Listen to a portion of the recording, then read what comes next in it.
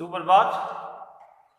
आज हम मानवीय करुणा की दिव्य चमक, जिसके लेखक सर्वेश्वर दयाल सक्सेना, इस अध्याय को समझते हैं। सबसे पहले हम सक्सेना साहब का जीवन परिचय जान लेते हैं। आपका जन्म 1927 में हुआ था। आपकी जो उच्च शिक्षा है वो इलाहाबाद से हुई थी। आपने प्राग पत्रिका का संपादन किया था और आप निर्माण पत्रिका के भी उपसंपादक रहे हैं। आप निर्माण पत्रिका के भी उपसंपादक रहे हैं। आपके जो कविता संग्रह है काट की घंटिया, कुआनो नदी, जंगल का दर्द, काट की घंटिया, कुआनो नदी, जंगल का दर्द और खूंटियों पर टंगे लोग, खूंटियों पर टंगे लोग, इस पर आपको साहित्य अकादमी पुरस्कार भी मिला है। यानी इस रचना पर आपको साहित्य अकादमी पुरस्कार मिला है। आपके उपन्यास जो हैं पागल कुत्तों का मसीहा, पागल कुत्तों का मसीहा, सोया हुआ जल, आपका एक कहानी संग्रह भी है। देखिए, आपके उपन्यास जो है पागल कुत्तों का मसीहा, सोया हुआ जल, आपका एक कहानी संग्रह है जिसका नाम है लड़ाई, आपका एक नाटक है जिसका नाम है बकरी। आपने बाल साहित्य भी लिखे हैं। बाल साहित्य में बोबो, खो खो, बतूता का जूता, बतूता का जूता और लाख की नाम, लाख की नाम आपके लेखों का संग्रह, आपके लेखों का जो संग्रह है, आपके लेखों का संग्रह चर्चे और चरखे नाम से आपके लेखों का संग्रह है। चर्चे और चरखे ये आपके लेखों का संग्रह है और आप बहुत ही अच्छे स्तंभकार हैं। अब हम इस अध्याय की पृष्ठभूमि को समझते हैं कि इस अध्याय में क्या दे रखा है।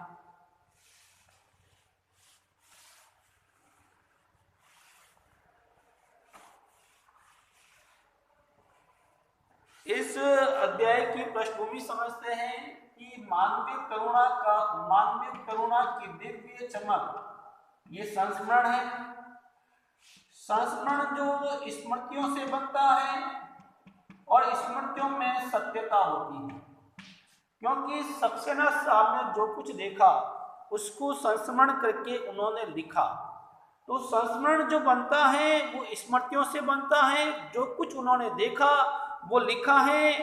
और आपने फादर कामिल बुल्के पर, आपने फादर कामिल बुल्के पर जो संस्मरण लिखा है, जब फादर कामिल बुल्के से पूछा गया कि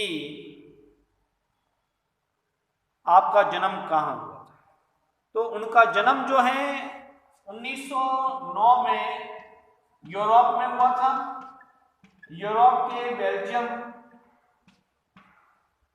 रेम्स चैपेल शहर में हुआ था आपका जन्म। लेकिन जब जन्मभूमि की बात आती है तब वो कहते हैं, और वो ये भी कहते हैं कि मेरी कर्मभूमि जो है वो भारत है। मेरी कर्मभूमि कौन सी है? भारत है। और वो भारत को अपनी कर्मभूमि मानते थे, अपने आप को भारतीय कहते थे। जब भी उनसे पूछा जाता था, कभी उन्होंने ये नहीं कहा कि मैं यूरोप का रहने वाला हूँ, अपने आप को भारतीय कहते थे। और उन्होंने अपनी कर्मभूमि भारत को बनाया। और फादर कामिल बुल्के वो सन्यासी की तरह थे, लेकिन पारंपरिक अर्थ में नहीं थे, पारंपरिक अर्थ में वो नहीं थे। देखिए, सन्यासी जो होता है वो किसी के घर नहीं जाता, लेकिन फादर कामिल बुल्के सबके घर जाया करते थे। और जिसकी झलक हमें इस पाठ में देखने को मिलती है। और लेखक यहाँ तक कहता है, जब तक भारत में राम कथा है तब तक इस विदेशी साधु को याद किया जाता रहेगा। यही नहीं, वो हिंदी को राष्ट्रभाषा बनाना चाहते थे कि हिंदी इस देश की राष्ट्रभाषा बने। वो हिंदी को राष्ट्रभाषा बनाना चाहते थे और कई बार वो हिंदी पर चिंतन भी करते हैं। यह है इस अध्याय से संबंधित पृष्ठभूमि।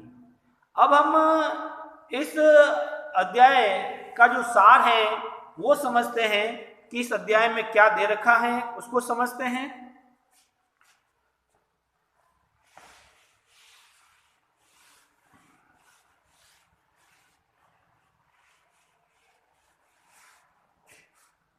देखिए,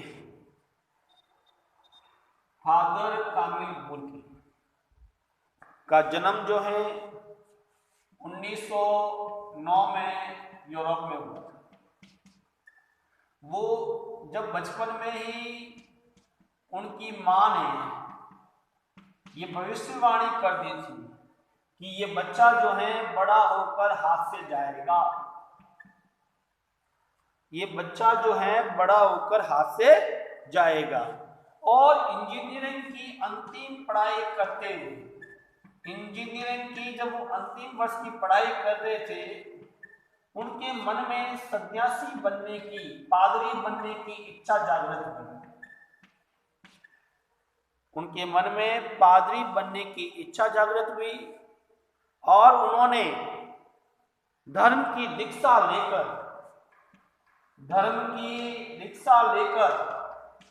लेकिन उन्होंने एक शर्त रखी, जिसेट संघ के सामने एक शर्त रखी कि मैं धर्म की शिक्षा लेने के बाद मैं भारत जाऊंगा। वो भारत आ जाते हैं, इंजीनियरिंग की अंतिम वर्ष की पढ़ाई बीच में छोड़कर भारत आते हैं।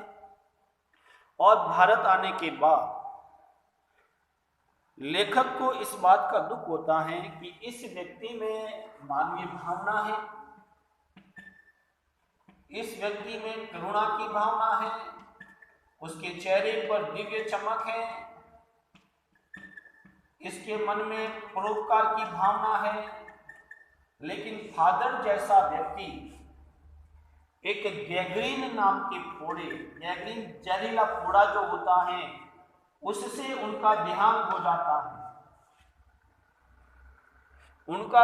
जाता है।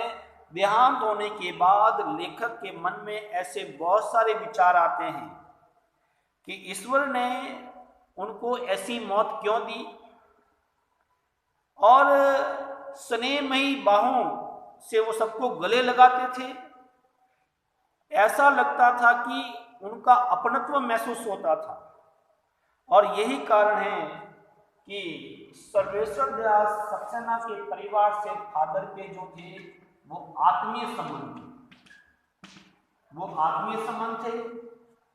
जब सक्सेना साहब के पुत्र के मुंह में पहली बार अन्न डाला गया तो भी फादर ने अन्न डाला था। और यही नहीं, जब वो सड़कों पर साइकिल पर घूमते थे तो कोई भी उनकी साइकिल रोककर उनसे बातचीत कर सकता था। उनमें किसी प्रकार का घमंड नहीं था। और फादर को याद जब वो करते हैं तो उनको वो संगीत जैसा दिखाई देता, उदास संगीत जैसा दृश्य जो है उनकी आंखों के सामने सक्सेना साहब के सामने आता है कि जब भी मैं फादर को याद करता हूँ ऐसा लगता है कि उदास संगीत जैसा मुझे दृश्य दिखाई देता है, और जब मैं उनको देखता था तो ऐसा लगता था जैसे मैंने निर्मल जल में स्नान कर लिया हो। मैंने निर्मल जल में स्नान कर लिया हो। कौन कह रहे थे? सक्सेना साहब। देखिए, जैसे मैंने निर्मल जल में स्नान कर लिया हो, और जब मैं उनसे बातें करता था, जब मैं फादर से बातें करता था तो ऐसा लग रहा था कि वो अपने कर्म के संकल्प को दोहरा रहे हैं। अर्थात इंसान को कर्म करने चाहिए, कर्म करने में विश्वास करना चाहिए, और लेखक उनकी स्मृतियों में डूब जाता है। और यही नहीं, कई बार वो फादर कामिल बुल्के जो हैं कई बार हंसी मजाक भी करते थे। फादर कामिल बुल्के जो हैं कई बार हंसी मजाक भी करते थे, और जब कई बार गोष्ठियां होती थी, बड़े बड़े साहित्यकार शामिल होते थे, तो फादर कामिल बुल्के भी उस गोष्ठी में शामिल होते थे। उस गोष्ठी में शामिल होते थे, अपने विचार रखते थे, अपनी बात रखते थे। और कई बार लेखक ये बताता है कि जब हमारे घरों में उत्सव होता था, फादर जो है एक बड़े भाई की भूमिका निभाते थे।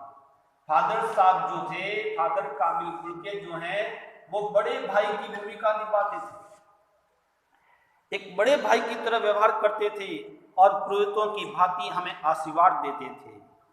अब लेखक जो है उनके परिवार के बारे में बताता है कि फादर कामिल बुल्के का जो परिवार, उनके परिवार में कौन कौन थे उनका भी जिक्र करता है। सर्वेश्वर दयाल सक्सेना कई बार फादर से पूछते हैं कि भाई आपके परिवार में कौन कौन है, आपके परिवार में कौन कौन है। उनके निधन होने से पहले की बात कर रहा हूं मैं, जब वो इलाहाबाद में थे, तो कि आपके परिवार में कौन कौन है, तो उन्होंने कहा मेरी माँ है, मेरे पिताजी हैं, 2 भाई हैं, एक बहन है, ये मेरे परिवार। और माँ उनसे बहुत अधिक प्रेम करती थी, क्योंकि माँ ने बचपन में ही घोषणा कर दी थी कि ये बालक जो है फादर कामिल बुल्के जो हैं वो हाथ से जाएगा। और यही नहीं, वो अपनी जन्मभूमि, जब सक्सेना साहब ने पूछा कि आपको अपनी जन्मभूमि की याद आती है, तो उन्होंने कहा हाँ, मुझे मेरी जन्मभूमि की याद आती है, लेकिन मैं अपनी कर्मभूमि भारत से भी उतना ही प्रेम करता हूँ। मैं अपनी कर्मभूमि भारत से भी उतना ही प्रेम करता हूँ। कई बार माँ उनको चिट्ठियाँ भेजती हैं, फादर कामिल बुल्के भी उनको चिट्ठी भेजते हैं, और पिता व भाई के प्रति उनका कोई विशेष लगाव नहीं है। उनके पिता एक व्यवसायी हैं, बिजनेसमैन हैं उनके पिताजी एक, और इतना उनसे लगाव नहीं है। उनका एक भाई पादरी बन गया था, एक भाई काम करता है, उनकी एक बहन जो है बहुत जिद्दी है। फादर ने एक बार अपनी बहन की भी चिंता की थी, कि भी उसके बारे में भी चिंता की थी। तो फादर जो है भारत आने के बाद 2 या 3 बार ही बेल्जियम गए हैं। 2 या 3 बार ही बेल्जियम गए हैं फादर। और कई बार फादर जो हैं बेल्जियम जाकर बहुत कम समय में वापस वो भारत आ जाते थे, क्योंकि भारत को उन्होंने अपनी कर्मभूमि बनाया था। और भारत के प्रति प्रेम, देखिए विदेशी होते हुए भी उनका भारत के प्रति गहरा प्रेम था। भारत के प्रति उनका प्रेम बहुत गहरा था। लेखक ने जो कुछ देखा है अपनी आंखों से, वो बता रहे हैं कि वो भारत आकर उन्होंने जिसेट संघ में धर्माचार की पढ़ाई की, और ये पढ़ाई करने के लिए सबसे पहले उनको दार्जिलिंग जाना पड़ा। दार्जिलिंग में वो 8-9 वर्ष रहे। दार्जिलिंग में वो 8-9 वर्ष रहे। वहाँ जाकर उन्होंने पढ़ाई की। कोलकाता से उन्होंने बीए किया।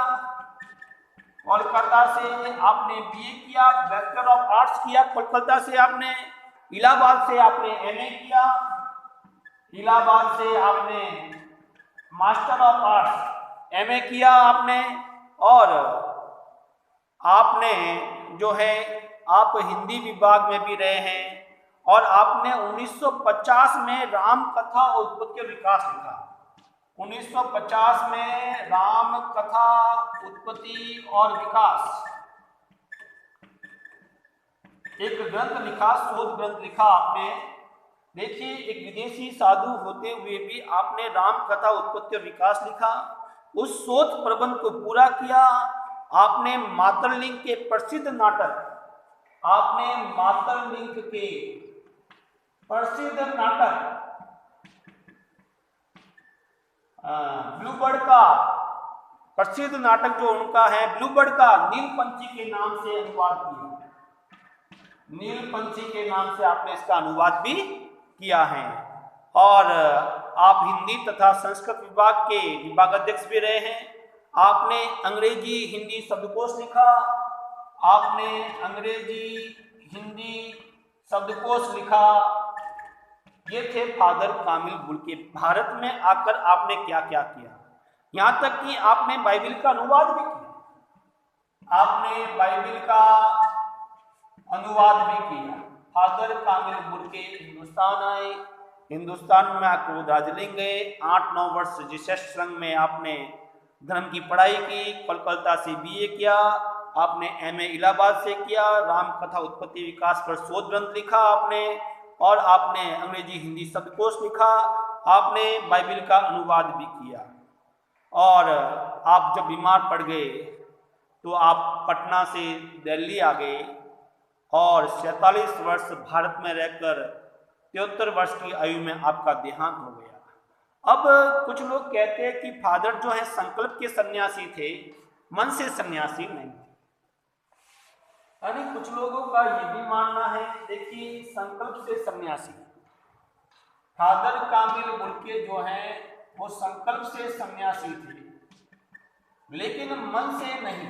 बिल्कुल सही बात है। देखिए, उनका जीवन सन्यासी जैसा था, लेकिन वो मन से नहीं थे। कैसे नहीं थे? क्योंकि वो दूसरों की सहायता करते थे। फादर कामिल बुल्के वो कर्म करने में विश्वास करते थे। वो दूसरों के घर भी जाया करते थे, उनके उत्सव में भी शामिल हुआ करते थे। यानी सन्यासी होते हुए भी वो जाया करते थे। और एक बार किसी से रिश्ता बना देते थे, एक बार किसी से रिश्ता बना देते थे तो रिश्ता तोड़ते भी नहीं थे फादर कामिल बुल्के। भले ही वो 2 मिनट के लिए भी मिलते, जरूर मिलते, और हर मंच पर अपना विचार प्रस्तुत करते। और कई बार उन्होंने हिंदी को लेकर भी उन्होंने अपना दुख प्रकट किया कि भारत के लोग ही हिंदी का विरोध करते हैं। वो चाहते थे कि हिंदी राष्ट्रीय भाषा बने, वो चाहते थे कि हिंदी राष्ट्रीय भाषा बने, लेकिन भारत में वोट बैंक की राजनीति के चक्कर में या फिर चक्रवात के चक्कर में लोग जो हैं हिंदी भाषा का विरोध करते थे। इस बात से वो बहुत दुखी होते हैं। और यही नहीं, जब लेखक के पुत्र व पत्नी की मृत्यु हुई तो फादर कामिल बुल्के ने उनको शांति प्रदान की, उनके घर पर गए। अब बुल्के की अंतिम जीवन यात्रा देखिए, इतना बड़ा साधु सन्यासी, और जब उनकी अंतिम जीवन यात्रा, अब हम बात करते हैं उनके अंतिम जीवन यात्रा की। फादर कामिल बुल्के की जो अंतिम जीवन यात्रा है, उनकी मृत्यु जो हुई थी 1982 में हुई थी। आपकी मृत्यु जो हुई थी 1982 में, कहाँ हुई थी? दिल्ली में। उस समय सक्सेना साहब भी यही थे, लेकिन उनको मालूम नहीं था कि फादर दिल्ली में आए हुए हैं। और फादर ने कभी सोचा नहीं होगा कि मेरी मौत के बाद इतने लोग भी रोएंगे। यानी जब उनकी अंतिम यात्रा के दौरान फादर से हर कोई व्यक्ति मिलना चाहता था, उनकी अंतिम दर्शन करना चाहता था। और 18 अगस्त 1982 को उनका ताबूत दिल्ली के कब्रगाह में ले जाया जा रहा था। दिल्ली के कब्रगाह में ले जाया जा रहा था, क्योंकि उनकी मौत जो है जहरीले फोड़े से हुई थी, जो पाठ के स्टार्टिंग में बता दिया गया था। उनको ले जाया जा रहा था, तो उन फादर को उस टैक्सी से उतारने वाले लोगों में रघुवंश का बेटा, रघुवंश जी का बेटा, रघुवंश जी का बेटा, उनके परिजन, इलाहाबाद के बहुत बड़े विज्ञान शिक्षक डॉक्टर सत्यप्रकाश जी, डॉक्टर सत्यप्रकाश जी, ये सभी लोग जो हैं उनके साथ थे। यहाँ तक कि जैनेन्द्र कुमार जी, विजय सनातन, डॉक्टर निर्मल कुमार, ये सभी लोग जो हैं फादर की अंतिम यात्रा में, डॉक्टर निर्मल जैन, ये सभी लोग जो हैं फादर की अंतिम यात्रा में शामिल थे। डॉक्टर निर्मला जैन, ये सभी लोग जो हैं फादर की अंतिम यात्रा में शामिल थे और फादर का मसीही विधि से उनका अंतिम संस्कार हुआ, उनका अंतिम संस्कार किया जा रहा था। फादर की बॉडी को उस कब्रगाह में उतारा जा रहा था और फादर पास्कल ने उनको श्रद्धांजलि दी।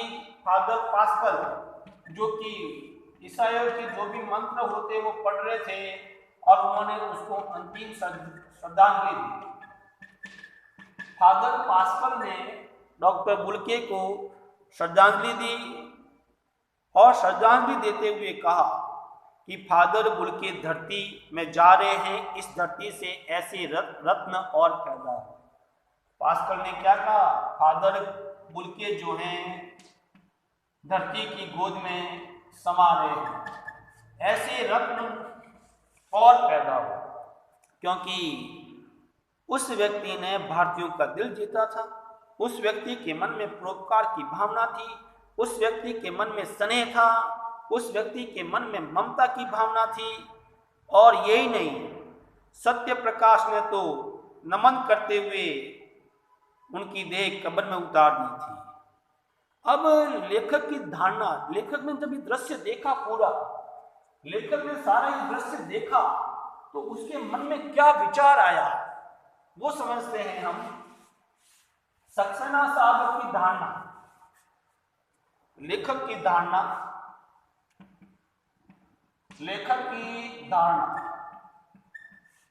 यानी सक्सेना साहब के विचार देखिए। यानी कि लेखक कहता है कि इस सन्यासी ने कभी नहीं सोचा होगा कि उसकी मृत्यु पर कोई रोएगा। देखिए, क्योंकि नम आंखों को गिनना स्याही फैलाना है। फादर कामिल बुल्के जो है वो देवदारू के वृक्ष की भांति थे। क्यों थे? उनमें वात्सल्य था, उनमें स्नेह था, उनमें परोपकार की भावना थी। इन सभी कारणों से जब उनका अंतिम संस्कार किया जा रहा था, तो जितने भी साहित्यकार थे, जितने भी लोग थे, सबकी आंखों में आंसू थे। तो नम आंखों को गिनना स्याही फैलाना जैसा दृश्य दिखाई दे रहा था। आज फादर कामिल बुल्के हमारे बीच से चले गए हैं। सबसे अधिक छायादार देवदारू वृक्ष की भांति उन्होंने हमेशा हमारा साथ दिया है। सबसे अलग होकर, सबका होकर, सबसे ऊंचाई पर मानवीय करुणा की दिव्य चमक में लहराता खड़ा है। यानी कि मानवीय भावना उस व्यक्ति में भरी हुई थी। वो सबसे एक अलग थे, सबके चहते थे, सबके हित की बात करते थे। ऐसी मानवीय करुणा की दिव्य चमक हमें फिर देखने को नहीं मिलेगी। ये लेखक की धारणा थी अंत में। और लेखक ने कहता है कि मैं उस पवित्र ज्योति को याद में आज भी श्रद्धा न हूँ। कि लेखक अंत में कहता है कि मैं इस पवित्र ज्योति की याद में श्रद्धा न हूँ। अपना सिर झुकाता हूँ उनको सच्ची श्रद्धांजलि देता हूँ। और ये पाठ जो है यही समाप्त होता है। तो इस अध्याय में लेखक ने सबसे पहले फादर कामी बुड़के का निधन किस प्रकार हुआ, एक गैंग्रीन फोड़े से हुआ था जिससे वो बहुत दुखी थे कि ईश्वर ने इस साधु को ऐसी मौत क्यों दी, और बुड़के की आत्मीयता कि बुड़के का व्यवहार कैसा था, वो सभी जगह जाते थे, उनके परिवार में कौन कौन लोग थे, भारत के प्रति उनका प्रेम कैसा था, वो संकल्प से सन्यासी थे, मन से सन्यासी नहीं थे। बुड़के की अंतिम जीवन यात्रा में उनके साथ कौन कौन से लोग थे। और लेखक ने अंत में कहा कि नम आंखों को गिनना स्याही फैलाना है। ऐसी मानवीय करुणा की दिव्य चमक आज हमारे बीच में नहीं रही है और लेखक खुद दुखी होता है और उनको उस पवित्र ज्योति को सच्चे मन से वो श्रद्धांजलि देता है। इस तरह से ये अध्याय यही समाप्त होता है। एग्जाम में प्रश्न बनते हैं कि फादर कामिल बुड़के को देवदारू का वृक्ष क्यों कहा गया है, मानवीय करुणा की चमक क्यों कहते हैं। ये सभी प्रश्न जब हम अभ्यास प्रश्न करवाएंगे तब मैं आपको समझाऊंगा। तो ये पाठ जो है यही समाप्त होता है। हम अगले वीडियो में इस स्थिति से संबंधित अगला अध्याय समझेंगे। धन्यवाद।